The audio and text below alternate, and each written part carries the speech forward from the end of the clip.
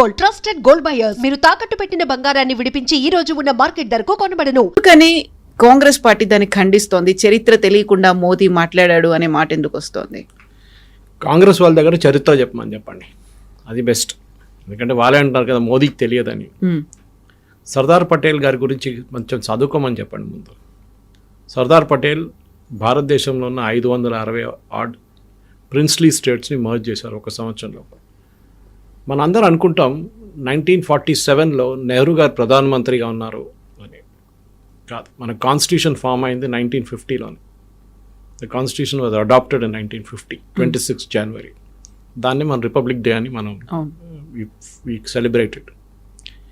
అప్పుడు దాకా from 1947 August 15th to 26 జనవరి 1950 దాకా ముగ్గురు కలిసి భారతదేశాన్ని పరిపాలించారు. చక్రవర్తి రాజగోపాలాచారి, సర్దార్ పటేల్, జవహర్లాల్ నెహ్రూ. జాయింట్లీ ఏ డిసిషన్ తీసుకోవాలన్నా వీళ్ళు ముగ్గురు అగ్రీ చేయాలి. నెహ్రూ ఒకరే కాదు. కానీ ఏం చేశారంటే 1947లో మనకు అందరు తెలిసిందే ప్రాబ్లం ఎక్కడొచ్చిందంటే 560 ప్రిన్స్లీ స్టేట్స్ని 46 నుంచే పటేల్ అండ్ పటేల్ గారు అసిస్టెంట్ ఒకరు ఉన్నారు, ఐసీఎస్ ఆఫీసర్, మేనోన్, వీపీ మేనోన్, వీళ్ళిద్దరు కలిసి మొత్తం కన్విన్స్ చేసి ఒక్కొక్కరితో మాట్లాడి వాళ్ళు మొత్తం మీరు ఇది మీకు ఫెసిలిటీ ఇది ఉంటుంది అని చెప్పి అందరి దగ్గర సిగ్నేచర్స్ తీసుకున్నారు. 4 రాష్ట్రాలకి ప్రాబ్లం ఉండే: ట్రావెన్కోర్, హైదరాబాద్, జూనాగఢ్ అండ్ జమ్మూ కాశ్మీర్. 4 ఇష్యూస్ ఉన్నాయి. ట్రావెన్కోర్ ఇష్యూ ఏముందంటే అక్కడ ఉన్న దివాన్ ఆయన అగ్రీ చేయలేదు, ఇది నేను అగ్రీ చేయనని చెప్పారు. సో రామస్వామి ఆయన చెప్పారు నేను పట్టించుకోను, I will not agree for the demand. కానీ ఇది రాజా వాజ్ ఫార్ ఇట్. తిరునాల్ వాళ్ళ royal family they were for merger with Indian union. కానీ ఆయనకు ఒక్కటే ఉండే, పద్మనాభ స్వామి గుడి మా దగ్గర ఉండాలి, ఇది మా గుడి, అది మీరు తీసుకోకూడదు అని చెప్పి which government of India agreed అని. సో వాళ్ళు విలీనం అయిపోయారు. వాళ్ళు what ever you want to call it, they became a part of Indian union. Next was Junagadh. Junagadh problem ఏంటంటే అక్కడున్న రాజా నేను డైరెక్ట్ పాకిస్తాన్తో మర్జ్ అయిపోతున్నా అని చెప్పి రాసి ఇచ్చేసాడు. But Patel said nothing doing, I will not agree to it, మీరు ఏమైనా చేసుకోండి అన్నారు. అక్కడ ఒక ప్రధానమంత్రి ఉండే, జుల్ఫికర్ అలీ భుట్టో వాళ్ళ ఫాదర్, ఈ was the prime minister of Junagadh. ఆయన దీని ఎంత పెద్ద గేమ్ ఆడారు. సో లాస్ట్లో పటేల్ గారు అన్నారు సరే ఎవ్రీథింగ్ ఈజ్ ఫైన్ అని చెప్పి ఇండియన్ ఆర్మీని తీసుకొచ్చి బార్డర్ గడ పెట్టారు. Now will see what you do అని చెప్పేసి ఇమ్మీడియట్గా వాళ్ళు పారిపోయారు ఇద్దరు. అండ్ ఎంటైర్ థింగ్ పాకిస్తాన్ వైపు వెళ్ళిపోయారు వాళ్ళు. So Junagadh was sorted out. So Travancore, Junagadh sort out అయిపోయి ఇంకా 2 మిగిలి ఉన్నాయి, ఒకటి జమ్మూ కాశ్మీర్ అండ్ హైదరాబాద్. హైదరాబాద్తో ఏం చేశారంటే ఒక స్టాండ్ స్టిల్ అగ్రిమెంట్ సైన్ చేశారు. పటేల్ గారికి తెలుసు ప్రాబ్లం ఏంటనేది, ఎందుకంటే Jammu Kashmir is the bigger issue, దీని తర్వాత మనం హ్యాండిల్ చేసుకోవచ్చు, నాకు ప్రాబ్లం లేదు హ్యాండిల్, ఎందుకంటే వీళ్ళకి ల్యాండ్ నుంచి సీ కనెక్షన్ లేదు హైదరాబాద్కి. మనం ఎప్పుడైనా ఏదైనా ఒక రెబెలియన్ ఏదైనా చేయాలంటే ఒక సీ కనెక్షన్ ఉండాలి ఒకటి. మీకు ఆయుధాలు తెచ్చుకోవడానికి ఏదైనా కానివ్వండి, మీరు ఎంత ఆయుధాలు ఎయిర్క్రాఫ్ట్ తెచ్చుకుంటారు, అప్పుడన్నీ పాత ఎయిర్క్రాఫ్ట్లు ఉండే, పెద్ద ఎయిర్క్రాఫ్ట్ ఏం లేకుండే. దానికోసం నిజాం గోవాతోని పోర్చుగీస్తో నెగోషియేట్ చేశారు, మాకు ఒక ల్యాండ్ రూట్ ఇస్తారా సీకి అని చెప్పి. వాళ్ళు అంగీకరించలేదు. సో నెహ్రూతో మాట్లాడిన నెహ్రూ ఏమన్నారంటే రాజా హరిసింగ్ ఇంకా అగ్రీ చేయలేదు యాక్సెషన్కి. ఇన్ఫ్యాక్ట్ సర్దార్ అని చెప్పి ఆ సినిమాలో కూడా ఆ సీన్ ఉంది, చాలా బాగా చేశారు. దాన్ని క్లియర్గా చూపిస్తున్నారు. హిస్టరీ కూడా మీరు రీసెర్చ్ చేసి చూస్తే ఆ రోజు ఈయన పాకిస్తాన్ వైపు నుంచి వస్తున్న ఇర్రెగ్యులర్స్ అంటారు వాళ్ళని, ట్రైబల్స్ అనుకున్నారు. వాళ్ళు శ్రీనగర్ వైపు వస్తున్నారు, బారాముల్లా శ్రీనగర్ నుంచి వస్తున్నప్పుడు రాజా హరిసింగ్ ప్యానిక్ అయిపోయారు. ఇప్పుడు వాళ్ళు వచ్చి క్యాప్చర్ చేసి బహుశా ఈయన కూడా చంపేస్తారనుకున్నారు. ఇమ్మీడియట్గా వీపీ మేనోన్ని పిలిపించి సంతకం పెట్టించుకున్నారు. I forget the army general, he was also I think Thimmayya garu ఉండేనా ఇంకెవరు ఉండే, some army general was there with them. Immediately ఢిల్లీకి వెళ్ళిపోయి VP Menon handed over the papers. దానికన్నా 2 రోజుల ముందే పటేల్ గారు ఏం చెప్పారంటే మన ఆర్మీని పంపిద్దాం, యాక్షన్ తీసుకోవడం డిఫరెంట్, మన ఆర్మీని జమ్మూ కాశ్మీర్ శ్రీనగర్ వైపు పంపిద్దాం, శ్రీనగర్ ఎయిర్పోర్ట్ ఒకసారి వాళ్ళ చేతిలో పడితే, పాకిస్తాన్ ఇర్రెగ్యులర్స్ చేతిలో పడితే మళ్ళీ మనకి జమ్మూ కాశ్మీర్ ఉండదు. కానీ అది నెహ్రూ గారు అంగీకరించలేదు. రాజగోపాల్ గారు దాని గురించి ఒపీనియన్ గురించి ఎక్కడ నాకు ఎక్కువ దొరకట్లేదు ఇన్ఫర్మేషన్, రీసెర్చ్ చేస్తే కూడా దొరకలేదు. దీనికన్నా ముందు కూడా నేను ఈ సబ్జెక్ట్ మీద మాట్లాడాను ఒకసారి. ఎందుకంటే నేను ఒక టైంలో జమ్మూ కాశ్మీర్ స్టడీ సెంటర్లో ఒక మెంబర్ ఉండే నేను. ఓకే. ఆ టైంలో కూడా మేము చాలా మటుకు ఆర్టికల్ 370 రివోకేషన్ కన్నా ముందు 35A డాక్యుమెంట్ కూడా పార్లమెంట్లో చాలా మటుకు మేము వెళ్ళి సర్చ్ చేసాం, లైబ్రరీ చూసాం, ఆర్కైవ్స్ చూసాం. ఎక్కడ మాకు 35A దొరకలేదు. మన ప్రేక్షకులు కూడా అర్థం చేసుకోవాలి, ఇది రెండు సపరేట్ తీసుకొస్తాను తర్వాత 35A ఏంటి 370 ఏంటి అనేది. సో ఇమీడియట్గా సైన్ చేశారు. అక్కడ ప్రాబ్లం ఏముందంటే, అక్కడ ఇప్పుడు నిన్న మన ఒక తెలంగాణ మంత్రి చెప్పారు, అక్కడ ప్రజలందరూ పాకిస్తాన్ కోరుకుంటున్నారు, రాజా కలపాలని కోరుకున్నారు, అందరూ ముస్లింసే ఉన్నారు. ఎక్కడ కోరుకున్నారు?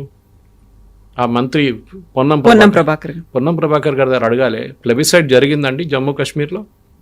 ఎవరన్నారండి వాళ్ళు పాకిస్తాన్తో చేరుకుంటాను? ఇక్కడ రాసి ఇచ్చారా మీకు? ఎక్కడ లేదు. అజంప్షన్ అన్నమాట, వాళ్ళు ముస్లిమ్స్ కదా పాకిస్తాన్కి వెళ్తారని. ఇక్కడేమో హిందువులు, హైదరాబాద్లో ముస్లిం కింగ్, అందరు ఇండియాతో కలిసిపోతారు. These are all assumption. హిందూ of course Hyderabad was a part of Indian union and will be part అని చాలా అప్పుడే పటేల్ గారు చాలా క్లియర్గా చెప్పారు. కానీ స్టాండ్ స్టిల్ అగ్రిమెంట్ పెట్టుకున్నారు. అంటే మేము ఏం చేయం, మీరు కూడా ఏం చేయకండి ఇప్పుడు అని చెప్పి అప్పుడు 47లో స్టాండ్ స్టిల్ అగ్రిమెంట్ సైన్ చేశారు హైదరాబాద్తో. కానీ జమ్మూ కాశ్మీర్లో ఒక సిచ్యువేషన్ ఏమొచ్చిందంటే, అది మా రాజా హరి సింగ్ అక్కడ అట్లా చెప్పుకుంటూ పోతే పొన్నం ప్రభాకర్ గారు గుర్తుపెట్టుకోవాలి, ద సేమ్ ప్లేస్ వాస్ ఒక హిందూ కింగ్డమ్ ఉండే ముందు అక్కడ. ఆదిశంకరాచార్యులు అక్కడ దాకా ఎందుకు వెళ్ళారు మీరు గుర్తుపెట్టుకోండి. కండహార్ అని చెప్పి ఆఫ్ఘనిస్తాన్లో ఒక ప్లేస్ ఉంది, కండహార్ పేరు ఎట్లా వచ్చిందండి. అట్లనే చాలా మటుకు చెప్పుకొస్తే Jammu Kashmir was a Hindu kingdom చాలా సంవత్సరాలు. కానీ దాని తర్వాత కన్వర్షన్స్ జరిగింది. ఆఫ్ఘాన్ వైపు నుంచి వచ్చిన వాళ్ళు అక్కడున్న పాపులేషన్ని కన్వర్ట్ చేశారు. చాలా మటుకు వ్యాలీలో జమ్మూ వైపు చేయలేకపోయారు వాళ్ళు. దానికోసం ఇప్పుడు కూడా Jammu is a majority Hindu part of it. So Ponnam Prabhakar గారు మాట్లాడుతున్నప్పుడు జమ్మూ కాశ్మీర్లో హిందువులు కూడా ఉండే చాలా. In fact the population of Jammu was more than Kashmir valley. కానీ అది షేక్ అబ్దుల్లా నెహ్రూ కలిసి ఆడిన ఒక గేమ్. తర్వాత wheel bring it up later. So first correction, mister Ponnam Prabhakar గారు, అక్కడ ముస్లిం ప్రజలు అని ఎక్కడ లేదు, ముస్లిం మెజారిటీ అని ఎక్కడ లేదు. It was Hindu Jammu and Kashmir was Muslim. ఇప్పుడు కూడా అంతే ఉంది చూడండి మీరు. సో ఆ ఎక్స్క్యూజ్ లేదు. ఈ పటేల్ గారు చెప్పింది, పటేల్ గారు చేసిందని మోదీ గారు చెప్పింది కరెక్టే. మోదీ గారు మాట్లాడే ముందు రీసెర్చ్ చేసి మాట్లాడతారు, ఆయన అతిగా ఏదో వెళ్ళి వాగడం కాదు. సో చాలా మటుకు హిస్టరీ తెలియాలంటే అది. ఈ గేమ్లో ఎట్లా రాజా హరి సింగ్ ఏం చేశారు, సంతకం ఎప్పుడు పెట్టారు, ఇండియన్ ఆర్మీని పంపించారు, మనం వాళ్ళని బారాముల్లా నుంచి తిరగొట్టి మళ్ళీ ఇంకా ముందుకెళ్ళి మనం almost we had all of that with us. కానీ నెహ్రూ ఏమో ఇప్పుడు ఆపేద్దాం, మనం ఇప్పుడు అక్కర్లేదు, we will go to United Nations అన్నారు. అన్నిటికంటే పెద్ద తప్పు పటేల్ గారు అన్నారు ఆ టైంలో, జవహర్ తుమ్ జో గల్తీ కర్ రే హో బహుత్ బడా గల్తీ హై, మీరు చేస్తున్న తప్పు చాలా పెద్ద తప్పు. జనరేషన్స్ ఇండియాలో భారతదేశంలో ఉన్న జనరేషన్ దీనికి సఫర్ అవుతారని చెప్పారు మీరు యునైటెడ్ నేషన్స్కి వెళ్ళిన దానికి. ఎందుకు మీరు యునైటెడ్ నేషన్స్కి వెళ్తున్నారు? పాకిస్తాన్కి లెజిటిమసీ ఇవ్వడానికి వెళ్తున్నారని అడిగారు పటేల్ గారు. ఇన్ఫ్యాక్ట్ సర్దార్ అనే సినిమాలో సీన్ ఉంది, ఆల్ ఇండియా రెడీకి వెళ్తున్న పటేల్ గారు బయట కూర్చొని ఉంటారు, నెహ్రూ వెళ్ళి లోపల ఆల్రెడీ అనౌన్స్ చేసేసారు we're going to United Nations. Pakistan చప్పట్లు కొట్టుకున్నారు. Of course is great grand son is also doing the same thing.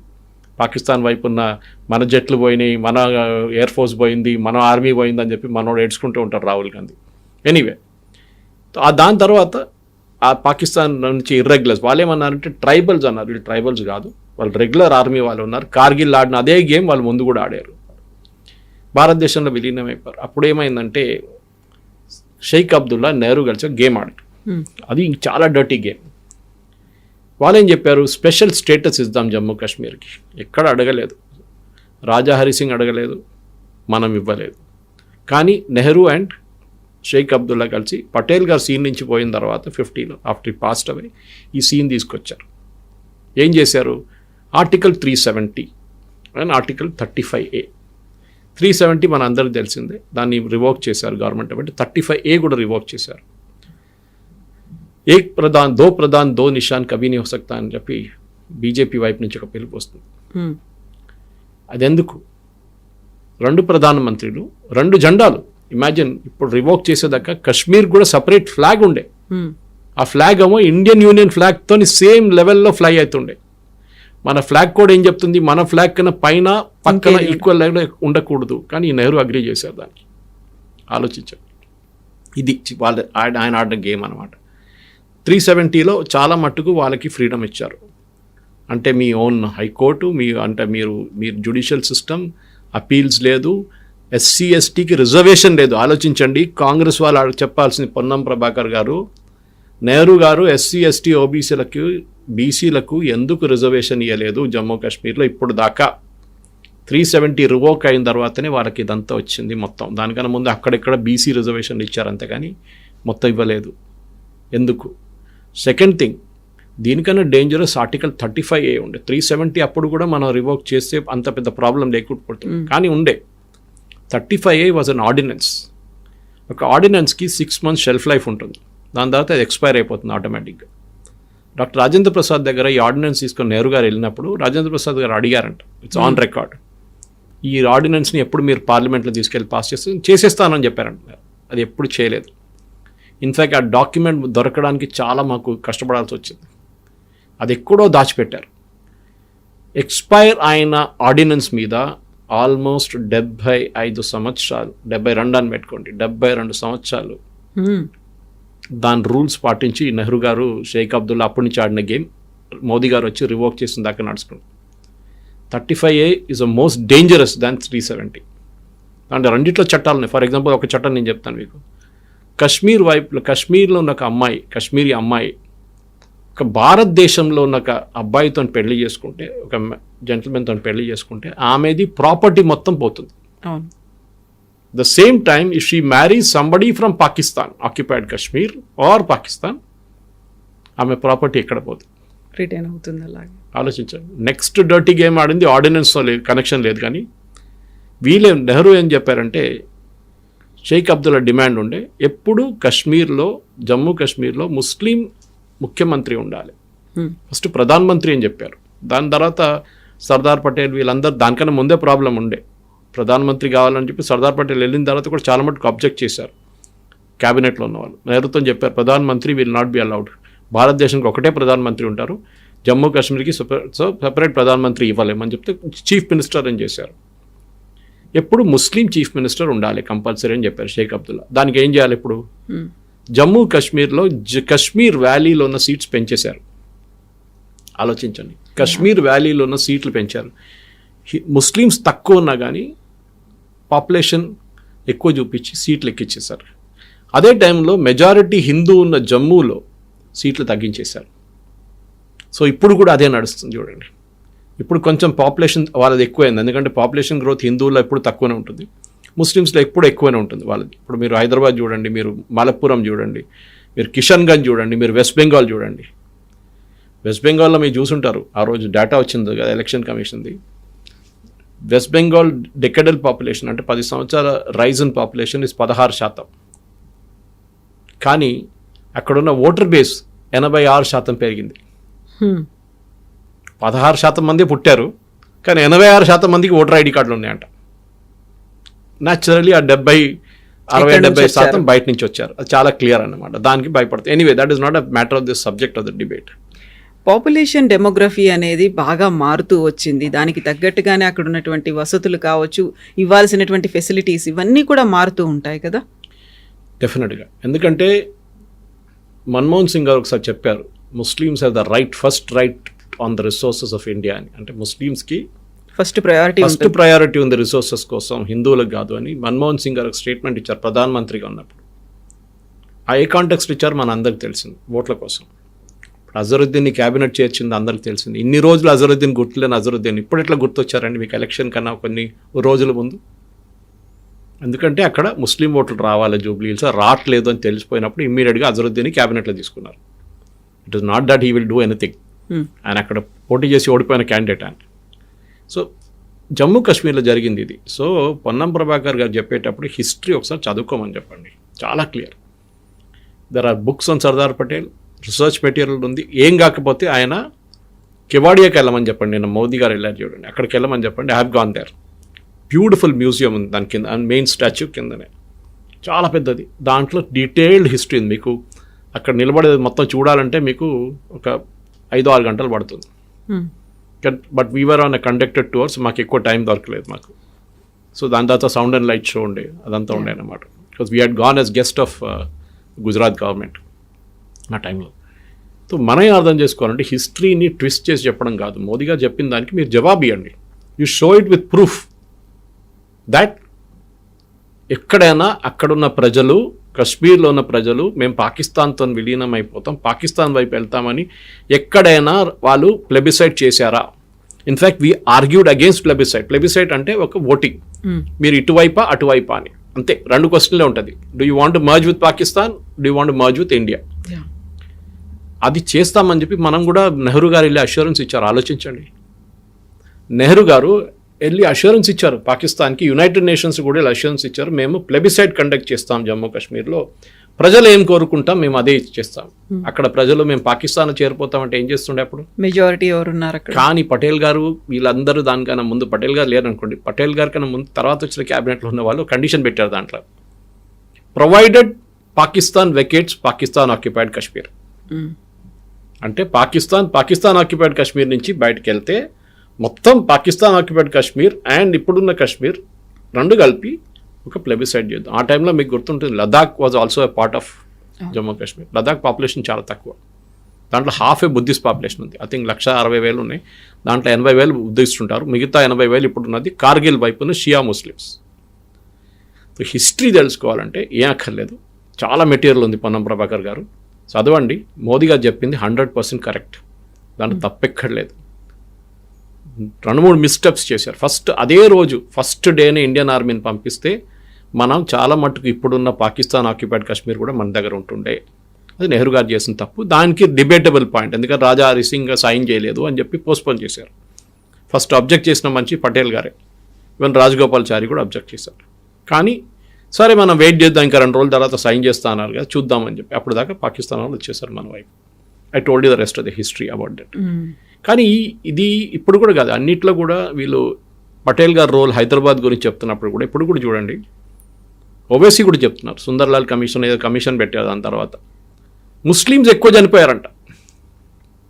ఇది రజాకార్ మీద చేసిన దాడిని పోలీస్ యాక్షన్ అని మనం పిలిచాం, ఎందుకంటే ఇంటర్నేషనల్ లెవెల్లో మన ఒక ఆర్మీని పంపిస్తే హైదరాబాద్ లోపలికి, అప్పుడున్న హైదరాబాద్ స్టేట్ లోపలికి, అది ఒక పెద్ద ప్రాబ్లం అయిపోతుంది డిప్లొమాటిక్లీ. సో పటేల్ గారు ఒక స్మార్ట్ మూవ్లో ఏం చేశారంటే దాన్ని పోలీస్ యాక్షన్ అని పిలిచారు, పంపించింది ఆర్మీనే. మనందరూ తెలుసు, రంజిత్ సింగ్ జీ ఆయన overall command, general JN Chaudhuri was the one to surrender. ఇక్కడ బెజవాడ వైపు నుంచి, మెడ్రాస్ వైపు నుంచి, సోలాపూర్ వైపు నుంచి అండ్ నార్త్ ఆఫ్ హైదరాబాద్ నుంచి వచ్చారు ట్రూప్స్ అంతా, మెడ్రాస్ వైపు నుంచి కూడా వచ్చారు. 5 Rudra, I think was general Rudra was leading 1 platoon, major Rudra, and ఇంకోవైపు నాకు గుర్తు 2 ఉన్నారు, సపరేట్ మేజర్ జనరల్స్ ఉన్నారు, వాళ్ళు లీడ్ చేశారు. But general JN Chaudhuri surrender తీసుకున్నారు పరేడ్ గ్రౌండ్లో September 17, 1948కి. కానీ హిస్టరీ గురించి మాట్లాడుతున్నప్పుడు మోదీ గారు ఆ రోజు చెప్పిన దానికి సర్దార్ పటేల్ కాంట్రిబ్యూషన్ గురించి మాట్లాడుతున్నారు. పటేల్ గారు లేకుంటుండే భారతదేశం ఇప్పుడు ఒక 560 ముక్కలై ఒక సపరేట్ ప్రధానమంత్రి ఉంటుండే, ఒక యూనిటీ లేకుండా ఉండే. మన శ్రీనగర్ కాలనీ ఒక సపరేట్ ప్రధానమంత్రి ఉంటుండే. శ్రీనగర్ కాలనీకి ఎగ్జాంపుల్ ఇస్తున్నాను మీకు, అంత చిన్న రీజన్స్ ఉండే అనమాట. 10 కిలోమీటర్లు స్క్వేర్ మీటర్, 10 స్క్వేర్ కిలోమీటర్లు, 20 స్క్వేర్ కిలోమీటర్లకు ఒక రాజా, దండయాత్రలు ఉండేది, గొడవలు ఉండేది. ఇప్పుడు ఆలోచించండి, మీకు ఎగ్జాంపుల్ ఇవ్వాలంటే జర్మనీ తీసుకోండి. బిస్మార్క్ ఆ టైంలో జర్మనీని జర్మనీ చేయడానికి ఎంత కష్టపడ్డారు వాళ్ళు. ఒకటే రిలీజియన్ అండ్ మోస్ట్లీ 1 డైలెక్ట్. మన దగ్గర ఎన్ని రిలీజియన్స్ ఉండే, ఎన్ని డైలెక్ట్స్ ఉందో ఆలోచించండి, ఎంత లాంగ్వేజెస్ ఉన్నాయి, దాని డైలెక్ట్స్ ఎంత, దీన్ని కలిపారు. Italy had the same problem, చాలా టైం తీసుకున్నారు వాళ్ళు. And here Patel and Menon ఇద్దరు కలిసి 1 సంవత్సరం లోపలే మొత్తం కంప్లీట్ చేశారు.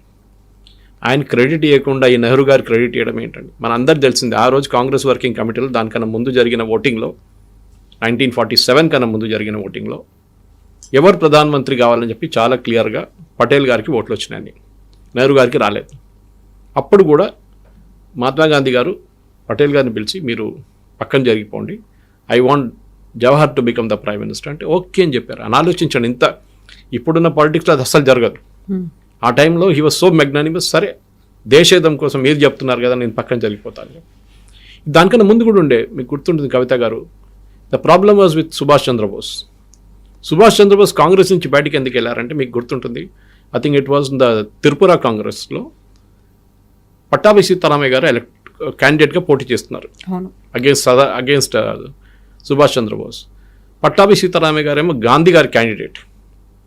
అండ్ గాంధీ గారు పిలిచి చెప్పారంట సుభాష్ చంద్రబోస్కి, on record, this is also there in his memories, నేను ఇది పట్టావా సీతారామయ్య నా క్యాండిడేట్, సపోర్ట్ చేస్తున్నాను, నేను సపోర్ట్ చేస్తున్నాను, నేను సపోర్ట్ చేస్తున్నా, ఆయన ఓడిపోతే నేను ఓడిపోయినట్లా. సుభాష్ చంద్రబోస్ గెలిచారు.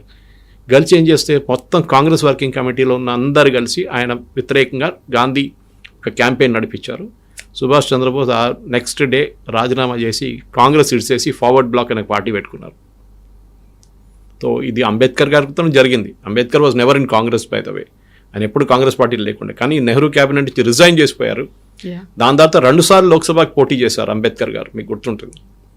ఒకసారి అవుటర్ ముంబై నుంచి, ఇంకోసారి తానే వైపు నుంచి, ఎక్కడి నుంచో 2 సార్లు గెలవలేదు, ఓడిపోయారు. 2 సార్లు ఓడిపోయారు. 2 సార్లు ఓడించింది నెహ్రూ. పర్సనల్ ఇంట్రెస్ట్ తీసుకున్నారు. సెకండ్ టైం పాపం ఆయన సెక్రటరీగా ఉన్న, ఆయన పర్సనల్ అసిస్టెంట్గా ఉన్న ఒక మనిషిని తీసుకొచ్చి కాంగ్రెస్ క్యాండిడేట్గా పెట్టారు అంబేద్కర్ గారు. ఆలోచించండి ఎంత hurt he would have felt. గెలవకూడదు అంబేద్కర్, ఏ పరిస్థితుల్లో కూడా లోక్సభకి రాకూడదు అని చెప్పి నెహ్రూది ఒక ఏం చెప్తారు, very very strong opinion about.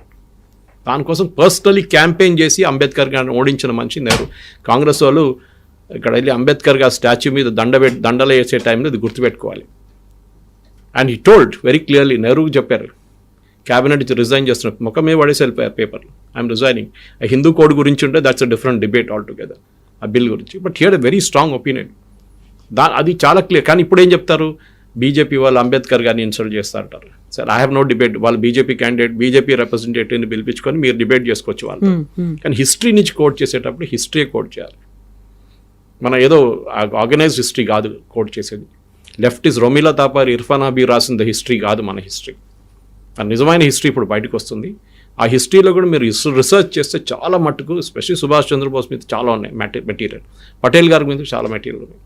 In fact Patel గారు డిప్రెషన్లో వెళ్ళిపోయి ఆయన హెల్త్ ఇంత పాడిపోయి లాస్ట్ చనిపోయారు ఆయన. ఈ కూడా stayed on for another 5-6 years easily. కానీ ఈ నెహ్రూ చేసిన కుట్రతోనే, ఆయన చేసిన క్యాంపెయిన్ కన్సిస్టెంట్గా పటేల్ గారిని కిందకి దింపడానికి ట్రై చేస్తున్న మనిషి తానే. పటేల్ గారు లాస్ట్లో ఈ అటు కంప్లీట్గా బెడ్ రిడన్ అయిపోయారు. దాని తర్వాత హీ వెంట అవి. పటేల్ గారు పోయిన తర్వాత కూడా ఆమె వాళ్ళ కూతుర్ని చూసుకోలేదు గవర్నమెంట్ ఆఫ్ ఇండియా, అస్సలు పట్టించుకోలేదు. భారతరత్న ఎప్పుడు ఇచ్చారండి ఆయనకి, ఆలోచించండి. వీళ్ళందరూ వాళ్ళకి ఇచ్చుకున్నారు భారతరత్న. నెహ్రూ ఉన్నప్పుడు నెహ్రూకి ఇచ్చుకున్నారు భారతరత్న. ఇందిరాగాంధీ ఉన్నప్పుడు ఇందిరాగాంధీకి ఇచ్చుకుంది. రాజీవ్ గాంధీ పోయిన తర్వాత ఇచ్చారు. పటేల్ గారికి ఎన్ని సంవత్సరాల తర్వాత, పటేల్ గారికి 49లో రావాలండి, 50లో రావాలండి. సరే రిపబ్లిక్ వచ్చిన తర్వాత ఇద్దామంటే why it was Bharat Ratna not given. ఆయనకి ఎందుకు ఇవ్వలేదు? ఇది ప్రాబ్లం.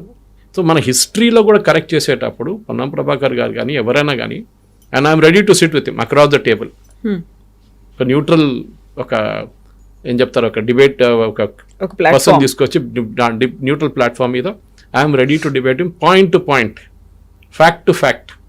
ఏం జరిగింది అప్పుడు పటేల్ గారికి, నెహ్రూ గారికి ఏం జరిగింది, పటేల్ గారికి, అంబేద్కర్ గారికి ఏం జరిగింది అందరితో. ఎందుకంటే సి ఇట్ ఈస్ న్యాచురల్. చాలామంది అన్నారు పటేల్ గారిని బీజేపీ హైజాక్ చేసుకొని తీసుకెళ్ళిపోయారని. బిఫోర్ దట్ బోస్ గారిని హైజాక్ చేసుకొని తీసుకెళ్ళిపోయారు. బోస్ గారి స్టాచ్యూ ఎందుకు పెట్టలేదండి ఢిల్లీలో, కర్తవ్య పట్ల? దానికన్నా ముందు నెహ్రూ గారు వచ్చి చేశారా? చేయలేదు కదా. మోదీ గారు చేశారు తర్వాత కర్తవ్య పథ్లో సుభాష్ చంద్రబోస్ స్టాచ్యూ. ఇప్పుడు హైదరాబాద్లో మీద అడుగుతున్నానండి, సర్దార్ పటేల్ గారి స్టాచ్యూ ఎక్కడ ఉందని చెప్పండి కవిత గారు. ఇందిరాగాంధీ అంటే మీరు చెప్తారు అక్కడ ఇక్కడ. నెహ్రూ అంటే నెహ్రూ కూడా చెప్తారు అక్కడ ఇక్కడ చాలా చోట్ల. సర్దార్ పటేల్ గారి స్టాచ్యూ ఎక్కడ ఉంది? ఉండే ఒకటి మేజర్ స్టాచ్యూ ఉన్నది మన సికింద్రాబాద్ స్టేషన్ దగ్గర. అంత నెగ్లెక్ట్ అన్నమాట. ఒక భారతదేశం చేసిన మనిషిని అసలు పట్టించుకోలేదు వీరెవరు, కాంగ్రెస్ వాళ్ళు. దాన్ని బీజేపీ హైజాక్ చేసి తీసుకెళ్తే నేను దాంట్లో తప్పేం లేదు. మీరు మీ పాపను చూసుకోకపోతే, పిల్లని చూసుకోకపోతే ఇంకొకరు చూసుకుంటారు అంతే. మీరు మీ ముసలాన్ని చూసుకోకపోతే ఇంకొకరు వచ్చి చూసుకుంటారు అంతే. వాళ్ళు క్రెడిట్ తీసుకుంటే తీసుకొనియండి, అంత అయిపోయింది కదా. You have not done it. Bharat Ratna ఇవ్వలేదు. Never acknowledge this position in history. భారతదేశాన్ని కంప్లీట్గా ఒక యూనిట్ చేసిన దాన్ని వాళ్ళ కూతురు చూసుకోలేదు మీరు, మనీబెన్. దిస్ ఇస్ కంప్లీట్గా. ఇన్ఫ్యాక్ట్ మీరు బిలీవ్ చేయరు కవిత గారు, he was such a strong man Patel. ఆయన లాయర్గా ఆర్గ్యూ చేస్తున్నారు case. I think you must be knowing this. ఆయన లాయర్గా ఒక కేసు ఆర్గ్యూ చేస్తున్నప్పుడు వాళ్ళ వైఫ్ చనిపోయారని చెప్పి న్యూస్ వచ్చింది. She was suffering from cancer. ఆయన పేపర్ చూసుకొని పాకెట్లో వేసి ఆర్గ్యూ చేశారు. కేసు గెలిచారు. ఆ రోజు గెలిచిన తర్వాత జడ్జికి చెప్పారు I have to leave because my wife has passed away. Commitment. చాలా ఇంపార్టెంట్. నెహ్రూ చేయలేదని చెప్పట్లేదు ఎవరు, నెహ్రూ చేయలేదు. Nehru was more of a play boy అని కూడా చెప్పాను నేను, బట్ హీ వాజ్ మోర్ ఒక ఇమేజ్ క్రియేట్ చేశారు. ఇప్పుడు ఏమనంటే నెహ్రూ ఐఐటి పెట్టాడు, నెహ్రూ ఐఐఎమ్స్ తీసుకొచ్చారు, నెహ్రూ ఇస్రో చేసింది. సారీ, ఇస్రో నెహ్రూ కాదు, సంబంధమే లేదు ISRO. HAL before independent it the private company, దాన్ని టేక్ ఓవర్ చేసుకున్నారు అంతే. It the private company, I think the Walchand group వాళ్ళది ఉండే అనుకుంటా. అది తీసుకొని వీళ్ళు హెచ్ఏఎల్ అని కన్వర్ట్ చేసుకున్నారు. నెహ్రూ గారు ఇస్రో చేశారు, నెహ్రూ గారు అది తీసుకొచ్చారు, దాన్ని పెద్ద పని ఏం చేశారండి. నెహ్రూ గారు తీసుకొచ్చిన ఈ సోవియట్ సోషలిస్ట్ ఎకానమీతోని మన ఇక్కడ పడున్న ఇప్పుడు కూడా చైనా కన్నా చాలా వెనకకి వెళ్ళిపోయాం.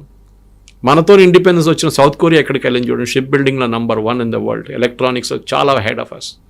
మనతోని రికవర్ అయిన సెకండ్ వరల్డ్ వార్ తన రికవర్ అయిన అదే టైంలో జపాన్ ఎక్కడికి వెళ్ళిపోయింది చూడండి వాళ్ళు.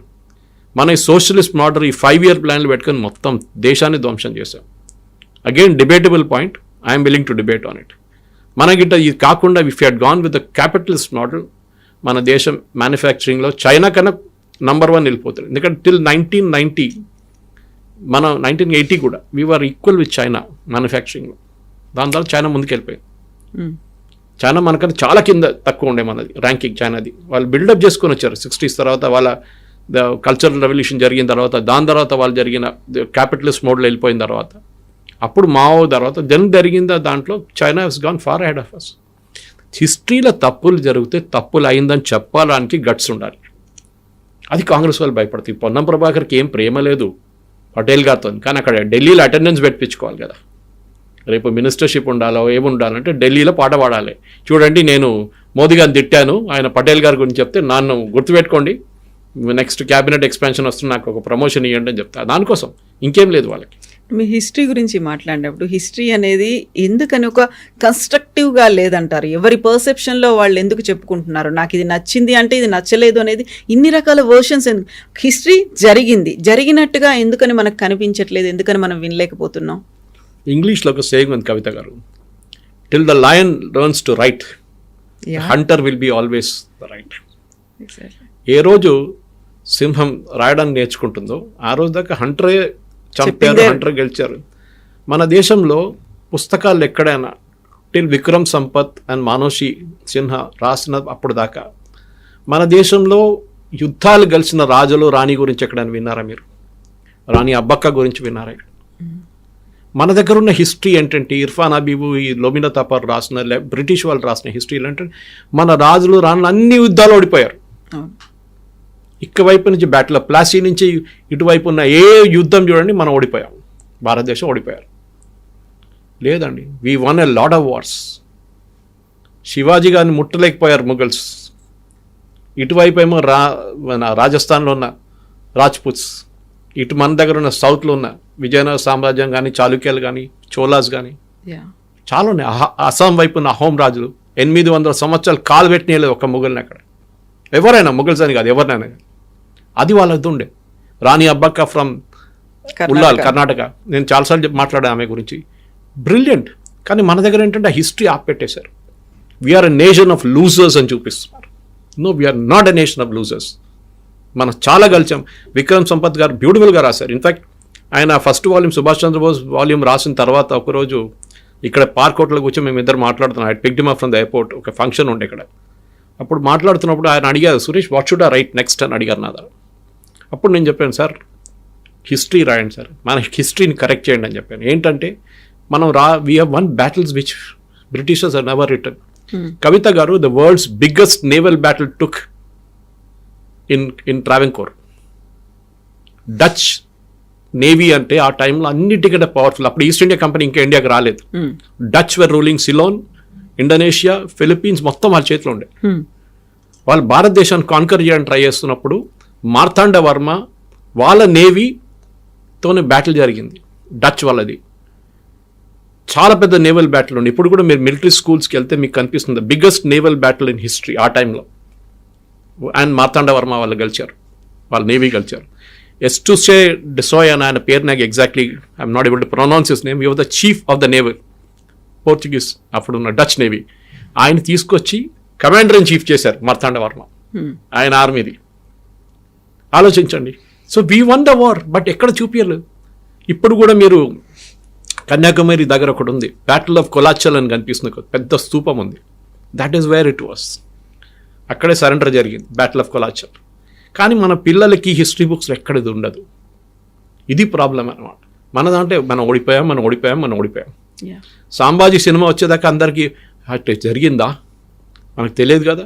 ఎందుకంటే చూపిస్తుంది ఏంది మనకి, జోధా అక్బర్, అక్బర్ ద గ్రేట్, ఔరంగజేబ్ కూడా గ్రేట్ అంటారు వీళ్ళు కావాలంటే. ఇది problem. So we have to show. దానికోసం భయపడుతున్నారు. ఎన్ఈపీ ఇంప్లిమెంట్ చేయమని చెప్పి Kerala government, Tamil Nadu government, west Bengal government ఎందుకు భయపడుతున్నారు? ఎన్ఈపీలో మనం ఏం చెప్తున్నాం, new education policy, that we have to bring in the real history. ఆ రియల్ హిస్టరీ నేర్పించకపోతే దానికోసం చూడండి, బ్యాటిల్ ఆఫ్ హైఫా అని విని ఉంటారు మీరు కవిత గారు. ఇజ్రాయెల్లో ఉన్న, అప్పుడు ఒటమన్ అంపైర్ కింద ఉన్న ఒక place Haifa, today it is in Israel. దాన్ని లిబరేట్ చేసింది అప్పుడున్న Indian army under the British. Haifa liberate, చాలా ఇంపార్టెంట్ బ్యాటిల్ ఉండేది. ఒటమన్ అంపైర్ దాని తర్వాత మొత్తం కొలాప్స్ అయిపోయింది. ఆ బ్యాటిల్లో మన పుస్తకాలు ఎక్కడ లేదు. తీన్మూర్తి మార్గ్ అని నెహ్రూ గారు ఒక పెట్టారు. Actually it is now called Haifa Chowk. Modi గారు వచ్చిన తర్వాత పేరు మార్చేదాన్ని. తీన్మూర్తి కాదు అది, హైఫా చౌక్ అది. ఇజ్రాయలీ టెక్స్ట్ బుక్స్లో దాని గురించి ఉంది, that Indian army liberated Haifa. మన టెక్స్ట్ బుక్స్లో ఎక్కడ లేదు. ఎందుకండి? Why are we ashamed of it? ఇది నాకు అర్థం కాదు. మనం గెలిచిన యుద్ధాలు ఒక్కొక్క ప్లేస్లో, ఒక్కొక్క స్కూల్లో, ఒక్కొక్క కాలేజ్లో చెప్పాల్సిందే. అది మీరు ఏ పుస్తకం తీసుకుని, not recommending any books, but doctor Vikram Sampath కానీ మనోషి రాసిన బుక్స్ బ్రిలియంట్. మనోషి 2 బుక్స్ వచ్చినాయి, సాఫ్రన్ సోర్డ్స్ అని చెప్పి 1 and 2. It is beautifully readable books. అది హిస్టరీలో ఉండదు. సో మీరు అడిగిన ప్రశ్నకి కశ్మీర్ నుంచి మొదలై మన ఇండిపెండెన్స్ దాకా వచ్చేటప్పుడు చాలా మట్టుకు హిస్టరీని లెఫ్టిస్ట్ హిస్టోరియన్స్ మొత్తం చేంజ్ చేసేసారు. This was the deal between Indira Gandhi and Jyoti Basu. మీకు గుర్తుంటుంది ఇది, వీళ్ళు ఎట్లా వచ్చారు అకాడమిక్స్లోని. దానికి ఎంత పెద్ద స్టోరీ ఇంకోటి ఉంది. లెఫ్టిస్ట్ కేరళలో ఈఎంఎస్ నంబూదిరిపాట్ గవర్నమెంట్ ఫామ్ చేసిన తర్వాత దాన్ని డిస్మిస్ చేసింది నెహ్రూ. ఆలోచించండి, డెమోక్రటిక్లీ ఎలక్టెడ్ ఫస్ట్ కమ్యూనిస్ట్ గవర్నమెంట్ ఉంది, వాళ్ళని డిస్మిస్ చేశారు నెహ్రూ. కమ్యూనిస్ట్ వాళ్ళు థ్రెట్ దట్ అని చెప్పి డిస్మిస్ చేశారు. దాని తర్వాత వెస్ట్ బెంగాల్లో కమ్యూనిస్టులు వచ్చినప్పుడు తర్వాత జ్యోతిబాసు అక్కడి నుంచి ఎక్స్పాన్షన్ ప్లాన్స్ చేస్తున్నప్పుడు ఇందిరాగాంధీ ఒకరోజు జ్యోతిబాసుని పిలిపించి, మీరు వెస్ట్ బెంగాల్ నుంచి బయటికి రాకండి, మీకు ఏం కావాలి చెప్పండి అని అడిగారు. నాకు 25%, ఫస్ట్ 50 అన్నారు. 50 నుంచి అకాడమిక్స్ మా వాళ్ళు ఉండాలి, అంటే మా ప్రొఫెసర్స్ కానీ లెక్చరర్స్ కానీ వైస్ ఛాన్సలర్స్ అంతా మా లెఫ్టిస్ట్ వాళ్ళు ఉండాలి. ఇందిరాగాంధీ అగ్రీడ్. హిస్టరీ మా వాళ్ళు రాస్తారు, అది ఉంది. ఎందుకంటే ఒకసారి మీరు చిన్న పిల్లల బ్రెయిన్లో you are nation of losers అని చెప్తే వాళ్ళు కూడా మొత్తం సైక్ అయిపోతారు. వాళ్ళు కూడా అదే మెంటాలిటీకి వచ్చేస్తాం, మనం ఓడిపోతాం, మనం ఏం చేస్తాం, మన కింగ్స్ రాజులంతా యూజ్లెస్ ఉండే ఆ టైంలో. కాదండి, they were brilliantly Brave. So ఈ జ్యోతిబాసు ఇందిరాగాంధీ కల్చర్ గేమ్ అంటే అది పెద్ద, నేను మాట్లాడుకుంటే ఇంకో ½ అవర్ పోతుంది దానికి. ఆ టైం నుంచి హిస్టోరియన్స్ ఇప్పుడు కూడా చూడండి, జేఎన్యూ లాంటి ప్లేస్లో, జాదవ్పూర్ యూనివర్సిటీ లాంటి ప్లేస్లో, మన దగ్గర హెచ్సియూలో కూడా ఉండే ముందు, ఇప్పుడు అక్కడ అయిపోయింది. ఎఫ్లూలో ఉండే మన దగ్గర చాలా యూనివర్సిటీస్ చూడండి leftist. Even private universities, Azeem Premji university లాంటి యూనివర్సిటీలో, టిస్ట్ లాంటి ప్లేస్లో. ఎందుకంటే ఒకసారి మీరు యంగ్ ఏజ్లో ఎవరినైనా బ్రెయిన్ వాష్ చేస్తే వాళ్ళు పెద్ద అయినప్పుడు కూడా they will still remain with the same thought process. కానీ ఒక సేయింగ్ ఉంది, if you're a communist at 18 you got a brain in the right place. ఒక 18 years ఉన్నప్పుడు మీ కమ్యూనిజం మీ బ్రెయిన్లో ఉన్నప్పుడు your brain is, but at 30 if you're still a communist your brain is in the wrong place. ఎందుకంటే మీరు అప్పుడు దాకా మీకు రియాలిటీ వచ్చేస్తుంది, ఈ కమ్యూనిజం అది ఏంటని, ఇదంతా ఫేక్ అని చెప్పేసి. ఇప్పుడు నక్సలైట్లు సరెండర్ చేస్తున్నారు, అట్లనే అయిపోతుంది లాస్ట్. సో దానికోసం యూ షుడ్ ఎన్ష్యూర్ మన పిల్లలకి జమ్మూ కాశ్మీర్ హిస్టరీ ఒకటే కాదు, పొన్నం ప్రభాకర్ చెప్పిన హిస్టరీ కాదు, మోదీ గారు చెప్పిన హిస్టరీ కూడా చెప్పక్కర్లేదు. ఐఎమ్ నాట్ సెయింగ్ మోదీ గారు చెప్పింది అంత కరెక్ట్ అని. You deduce from the historical material on hand. దాన్ని బట్టి డిబేట్ చేయండి, ఓపెన్ డిబేట్, కొట్లాడడం కాదు, ఓపెన్ డిబేట్ చేయండి. నేను చెప్పాను కదా, I also come in SIT ఎక్కడైనా కానివ్వండి. హిస్టరీ నేర్పించాలి పిల్లలకి, and right history of Bharat, అది చాలా ఇంపార్టెంట్. సాయి దీపక్ గారు చాలా మంచి పుస్తకాలు రాశారు, ఇండియా దట్ ఈస్ భారత్ అని చెప్పేసి. That is brilliant books.